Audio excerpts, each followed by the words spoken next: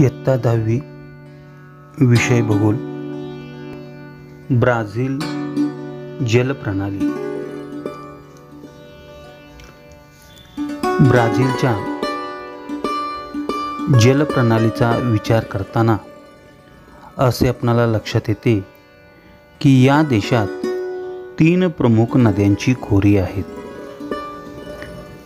Amazon नदीचे खोरे, नैऋत्येकडील Paraguay पॅराना जलप्रणाली, Brazil उच्चभूमीच्या पूर्वेकडील साओ फ्रान्सिस्को व किनारपट्टीवरील इतर नद्या. ब्राझीलच्या नकाशाकडे सहज दृष्टिक्षेप टाकला तरी आपल्या लक्षात येतं की ब्राझीलचा बराचसा भाग हा उच्चभूमी, पठारे आणि लहान पर्वतांनी व्यापलेला आहे. ब्राझीलमध्ये लांबवर पसरलेले व अतिउंच पर्वत नाहीत. उत्तरेकडील ॲमेझॉनचे खोरे व नैऋत्येकडील पॅराग्वे नदीच्या उगमाकडील प्रदेश सोडल्यास ब्राझीलमध्ये विस्तीर्ण मैदाने अभावानेच आढळतात. किनारी भागातही मैदाने विस्तीर्ण नाहीत. यामध्ये आपणाला उच्चभूमीच्या दक्षिण उतारावरून पॅराग्वे, पॅराना, उरुग्वे इत्यादी नद्या उगम पावतात व पुढे त्या अर्जेंटिना देशाकडे वाहत जातात. उच्चभूमीचा पूर्वेकडील उतार अतिशय तीव्र असून तो कड्याच्या स्वरूपात दिसून येतो. ॲमेझॉन नदीचा उगम पेरू देशातील ॲडीज पर्वतरांगेच्या पूर्व उतारावर होतो. ॲमेझॉनमधील पाण्याच्या विसर्गाचे प्रमाण प्रचंड आहे. हे सुमारे 2 लाख घनमीटर प्रति सेकंद एवढे आहे. त्यामुळे नदीच्या उगमापासून नदीच्या पात्रात जमा झालेला गाळ प्रचंड वेगाने वाहून नेला जातो. त्यामुळे नदीच्या मुखाकडेही गाळाचे संचयन फार मोठ्या प्रमाणात होत नाही. साधारणतः नद्यांच्या मुखाशी अनेक वितरिका आढळतात, पण अशा प्रकारच्या वितरिका ॲमेझॉनच्या मुखाशी आढळत नाहीत. त्याऐवजी ॲमेझॉनच्या मुखाजवळ अटलांटिक महासागरात किनाऱ्याच्या जवळ अनेक बेटे तयार झालेली आढळतात. ॲमेझॉन नदीच्या पात्रातील मुखाजवळील सुमारे 150 किलोमीटर रुंदी आहे.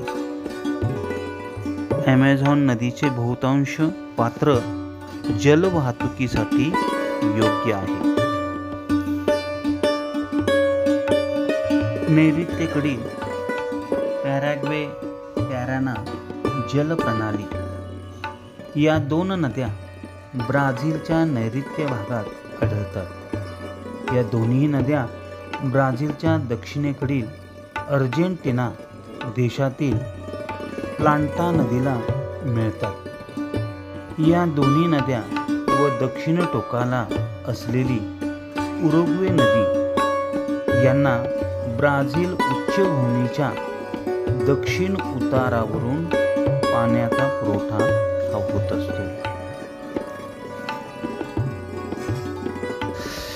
साओ फ्रान्सिस्को नदी ही नदी ब्राझीलमधील 3री महत्त्वाची नदी आहे. या नदीचे संपूर्ण पाणलोट क्षेत्र हे ब्राझीलच्या हद्दीत येते. ब्राझील उच्चभूमीच्या पूर्व भागात हे पाणलोट क्षेत्र आहे. या भागात सुमारे 1000 किलोमीटर अंतरापर्यंत ही नदी उत्तरेकडे वाहते व नंतर पूर्वेकडे वळून अटलांटिक महासागरास मिळते.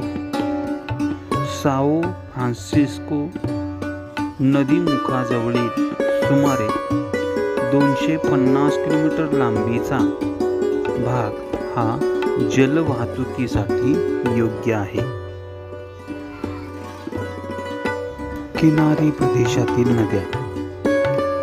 ब्राझीलच्या किनारी प्रदेशात अनेक कमी लांबीच्या नद्या आढळतात. किनाऱ्यावरील प्रदेशात दाट लोकवस्ती असल्याने या नद्याही महत्त्वाच्या आहेत. त्यापैकी परानिबा, इटापेकुरू या नद्या उत्तरेकडे वाहतात व उत्तर अटलांटिक महासागरास मिळतात, तर दक्षिण अटलांटिक महासागराला मिळणाऱ्या नद्यांना पाण्याचा पुरवठा ब्राझील उच्चभूमीतून होतो. पुरागुआकू नदी साल्वाडोर जवळ अटलांटिक महासागराला मिळते.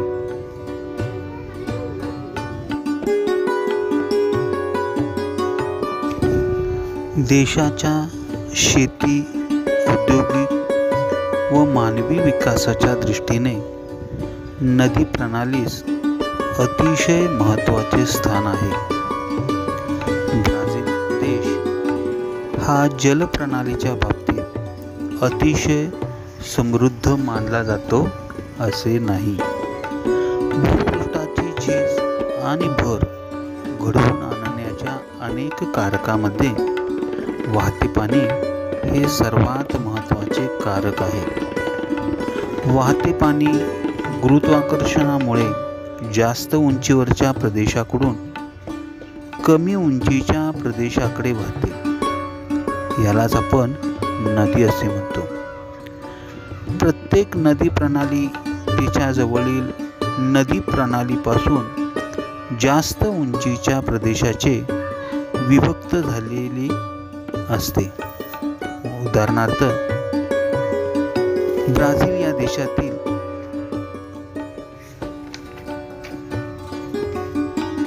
नैऋत्येकडील पॅराग्वे पॅराना जलप्रणाली या अर्जेंटिना देशातील प्लांटा नदीला येऊन मिळतात. दोन्ही नद्या व दक्षिण टोकाला असलेली उरुग्वे नदी यांना ब्राझील उच्चभूमीच्या दक्षिण उतारावरून पाण्याचा पुरवठा होतो. म्हणजे प्रत्येक नदी प्रणाली तिच्या जवळील नदी प्रणालीपासून जास्त उंचीच्या प्रदेशाचे विभक्त केलेली आपल्याला पाहावयास मिळते. मग अशा पर्वतरांगातून ही नदी वाहते. नद्या आणि त्यांच्या उपनद्या यांनी मिळून प्रमुख जलप्रणालीही तयार होत असते. मग एखाद्या प्रदेशातील जलप्रणाली ही त्या प्रदेशाची प्राकृतिक रचना, उताराचे स्वरूप, विभाजकाचे स्वरूप, पाणलोट क्षेत्र आणि पर्जन्याचे प्रमाण इत्यादी घटकावर अवलंबून असते. यामध्ये ब्राझील या देशातील हवामान, वर्षातील नियमित पडणारा पाऊस याही बरोबर अनेक ठिकाणची असलेली प्राकृतिक रचना यामुळे ब्राझीलमध्ये ॲमेझॉन नदीचं खोरं हे अत्यंत विकसित झालेलं दिसून येतं असं नाही. पण पाण्याचा साठा प्रचंड प्रमाणामध्ये असल्यामुळे तेथील जलप्रणाली मात्र चांगलीच विकसित झालेली दिसून येते. या नद्यांच्या खोऱ्यातील लोकांच्या सर्व दृष्टिकोनातून लोकजीवन हे या खोऱ्यामध्ये सुपीक आपणाला पाहावयास मिळतं. नद्यांची खोरी विविध पिकांची ही कोठारही मानलेली जातात. या नद्यांच्या खोऱ्यात जलसिंचनाचा वापर होतो. नदी खोऱ्यांचे प्रदेश आधुनिक शेती विकास क्षेत्रही बनलेले आहेत. नदी खोऱ्यात या भागामध्ये विकासही झालेला आहे. नद्यांच्या खोऱ्यां दाट लोकवस्तीही आहे. जगातील निम्म्याधिक लोकसंख्या नद्यांच्या खोऱ्यात केंद्रित झालेली आहे. जगातील सर्व शहरे नद्यांच्या खोऱ्यात व त्रिभुज प्रदेशातच असल्याने या ठिकाणी शेती व उद्योगधंद्याबरोबर व्यापार, दुग्ध व्यवसाय व तृतीयक व्यवसायाच्या दृष्टीने चांगलाच विकास झालेला दिसून येतो.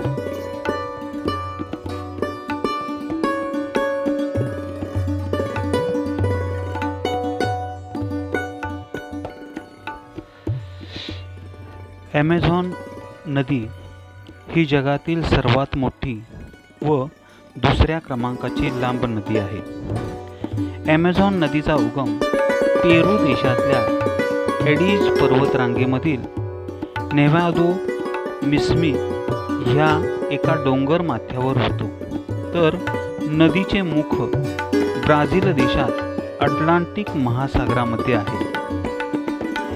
ॲमेझॉन नदीची एकूण लांबी 6,400 किलोमीटर आहे व 70,50,000 वर्ग किलोमीटर क्षेत्रफळ व्यापलेले ॲमेझॉनचे खोरे हे जगातील सर्वात मोठे खोरे आहे. ॲमेझॉन ही अमेरिका खंडाच्या दक्षिण तुकड्यातील महाकाय नदी, पृथ्वीवरील सर्वात जास्त पाणी वाहून नेणारी व अलीकडच्या मोजणीप्रमाणे सर्वाधिक सतत सुमारे 7,000 किलोमीटर लांब नदी, सुमारे 7,000 किलोमीटर लांब नदी. या नदीच्या पात्राची सर्वाधिक रुंदी 120 किलोमीटर इतकी आहे. त्यामुळे पलीकडचा तीर दिसत नसणाऱ्या ॲमेझॉनला समुद्र नदी असेही म्हणतात. पेरू, कोलंबिया व मुख्यत्वे ब्राझील या देशातून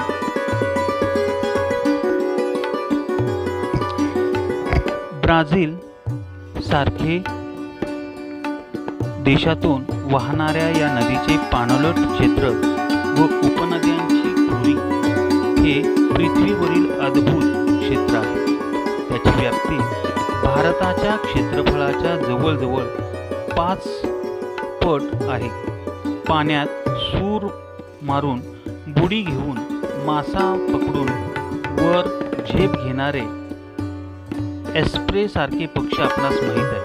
पण ॲमेझॉनच्या काही क्षेत्रातील नेहमी बुडालेल्या जंगलात पाण्यातून वर हवेत 8-10 फूट झेप घेऊन झाडावरील पक्षी पकडून पुन्हा पाण्यात सूर मारणाऱ्या मत्स्य जाती आहेत. पिराना मासा 40 फुटापेक्षा जास्त लांब, ॲनाकोंडा, सर्प यासह कोट्यावधी वैशिष्ट्यपूर्ण जीवजातींची धारणा करणाऱ्या या ॲमेझॉनच्या जंगलात पृथ्वीवरील सर्वाधिक जैविक विविधता व प्रति घनमीटर वार्षिक जैव वस्तुमान उपलब्ध आहे. जैविक वस्तुमान उत्पादकता आहे. दक्षिण अमेरिका खंडातील या नदीचा वेगवान व बलवान प्रवाह अनेक उपनद्यांचे पाणी घेत, वळसे घेत पूर्वेकडे वाहतो व नदीमुखातून जवळजवळ 200 किलोमीटरपर्यंत अटलांटिक महासागरात शिरतो व तेथपर्यंत सागरात नदी म्हणून अस्तित्व दाखवतो. पॅराना नदी ही दक्षिण अमेरिका खंडातील एक प्रमुख नदी आहे.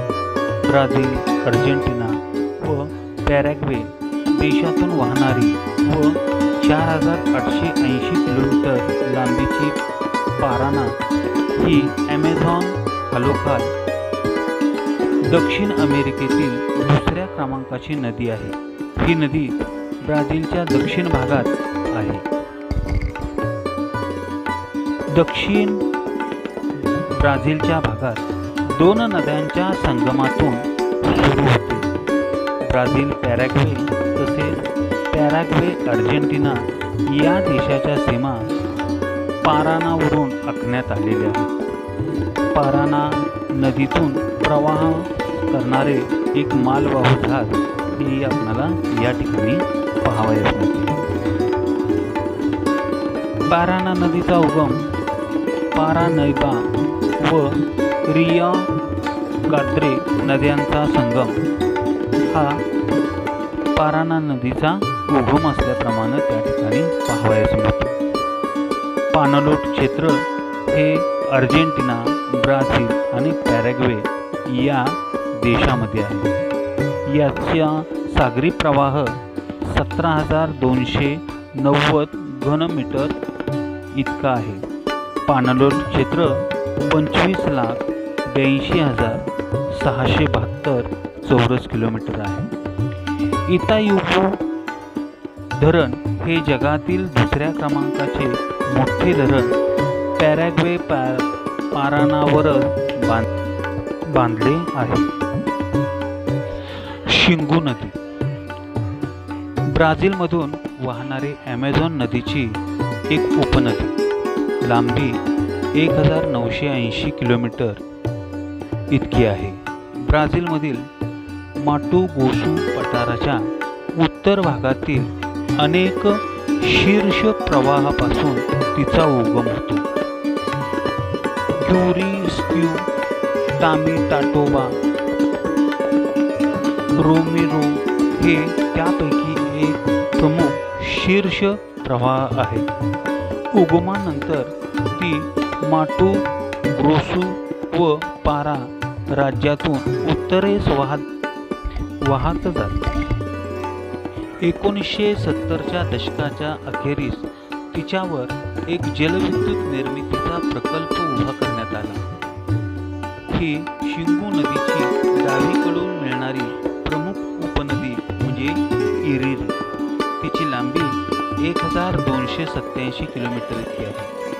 1950च्या दशकात ब्राझीलमधील अनेक अमेरिकन इंडियन जमातीच्या परीक्षकांसाठी शिंगू नॅशनल पार्कची निर्मिती करण्यात आली. धन्यवाद.